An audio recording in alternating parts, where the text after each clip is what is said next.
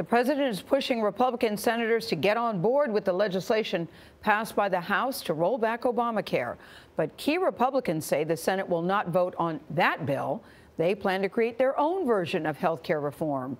Major Garrett is at the White House with the next act in the health care drama. Major, good morning.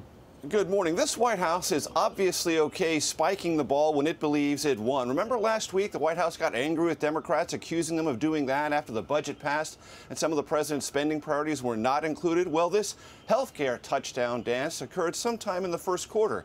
And if you allow me to extend the metaphor, some on the president's own team are now trashing his health care playbook.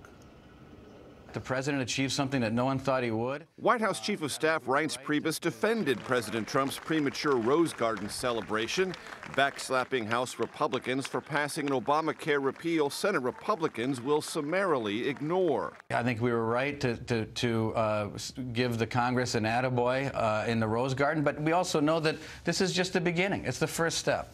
Republican senators will not let the American people down, the president said on Twitter Sunday. The House bill is not going to come before us. But Maine Republican Susan Collins dismissed the House effort, joining numerous Senate GOP critics of the House bill. The Senate is starting from scratch.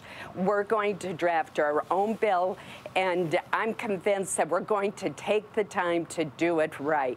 Senate GOP objections range from cuts to Medicaid spending for the poor and disabled to the potential loss of insurance for some because of pre-existing conditions. Face it, we're all sort of guessing right now. White House Budget Director Mick Mulvaney would not commit the president to future Senate changes.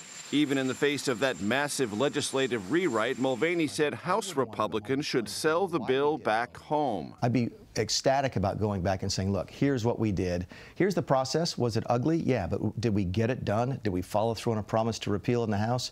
Yes. Don't try to blame Republicans. Idaho Republican Raul Labrador did as much and got a town hall earful. Nobody dies because they don't have access to health care.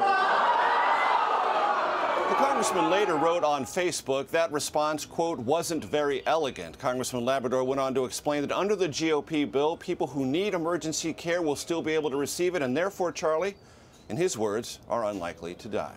Thanks, Major.